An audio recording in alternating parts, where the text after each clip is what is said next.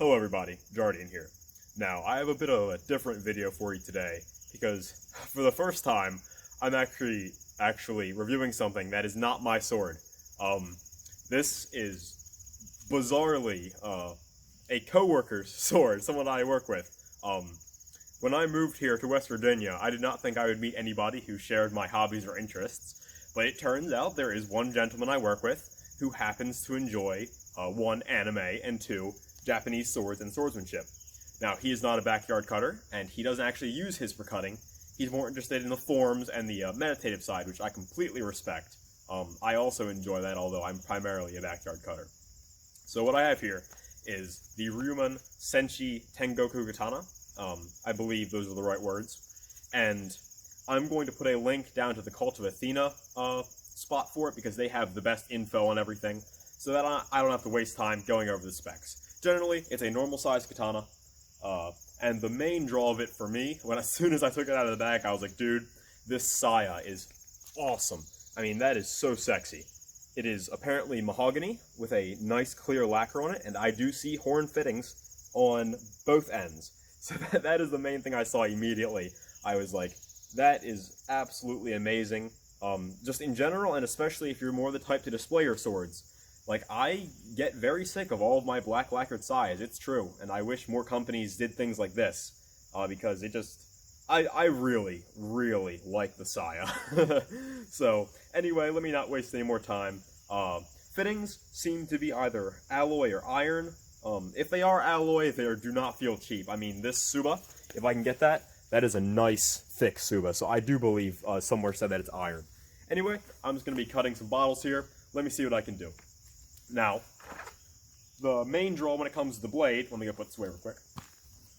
As I was saying, the main thing with the blade is, as you can see, and I've never held one like this, it has a partial bohie, or fuller, or blood groove if you're a memester.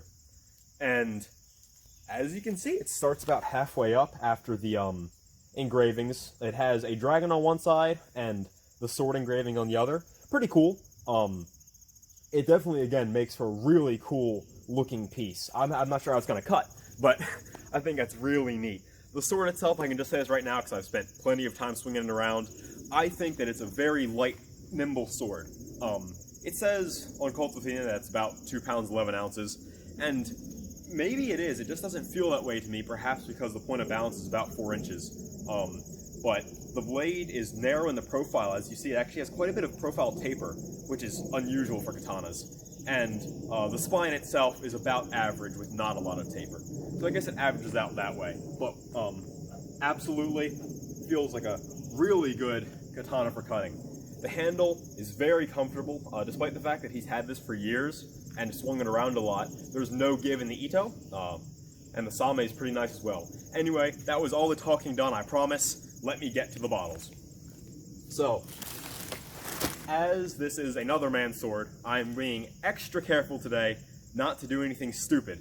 So I'm sorry, I'm not going to be pulling out any really sick moves, because even though he's a cool guy and he's not spastic about me damaging his sword or anything, I can't do that to a guy. You know what I mean?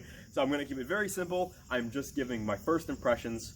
And also, one thing I'm going to point out, just because I saw this, is the Kisaki. One, it's an Okisaki, which I really like. Not drastically big, but a lot longer than most of my Kisaki, or the tip. And the spine end, you can see, it flares out like a diamond. That was the same configuration as on my Ronin Katana Dojo Pro No. 10 Kokatana, and I always thought that was neat. Always a good thing. So without further ado, let me see how this operates. Oh, actually, let me move the camera. Okay, first cut. Pretty decent. Little rough, but I might not be used to the sword. Let me do that one more time.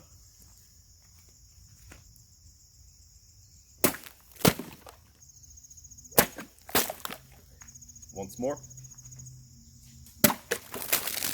You know, I'm starting to think that it's a shame this guy doesn't use this sword to cut. It seems pretty smooth.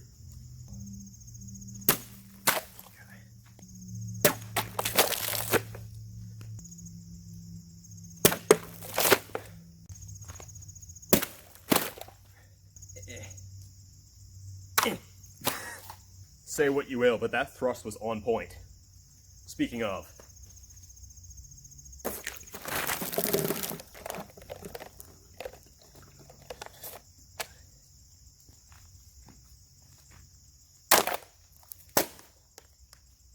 Honestly, I need to get some more stab practice in. My thrusts used to be impressive, I swear. Let me see. That was rough. That was probably me.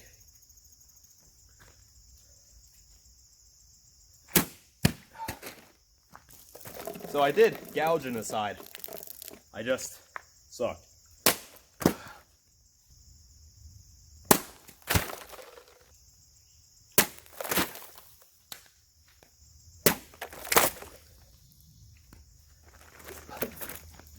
So I'm thinking either my middle stance, shoot on base attacks were just off, which I haven't practiced those in a long time, so well, since my last video anyway, so that could be it. Otherwise, I'm thinking maybe there's a blunt spot around here, because all these lower ones I'm hitting closer than usual, and those, I mean, going pretty well.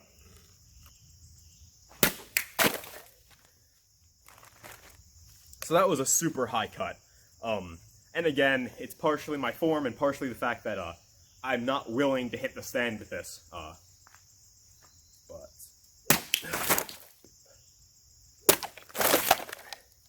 once more from this side.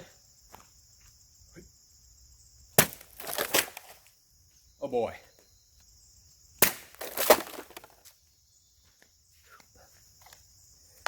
That's pretty decent. Okay, last one. Let me just send it off, because I've been doing pretty good with this today.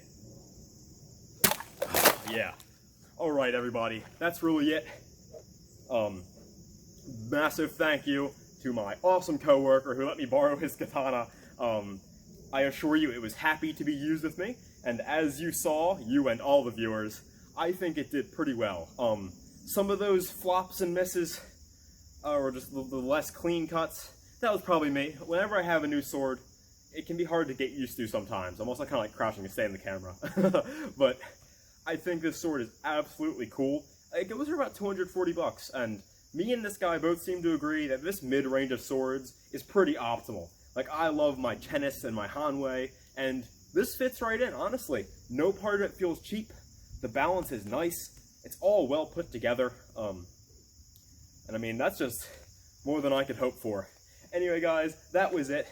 If I had to give my thoughts on this, I would say this is an absolutely great intermediate sword for someone to buy. The only reason I would say it's not a great beginner sword is just because of the price. But if you have money, then this, I mean, if you prefer the narrower blades and you wouldn't want to start with something like a Hanwei XL, you can't go wrong with this. I think that partial bohee is super unique. It gives the sword a ton of personality, which again is what somebody like this guy wants, you know.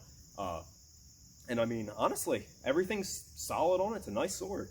Anyway, hope you guys enjoyed. I'm going to try to get some more videos done pretty soon. You have a good one.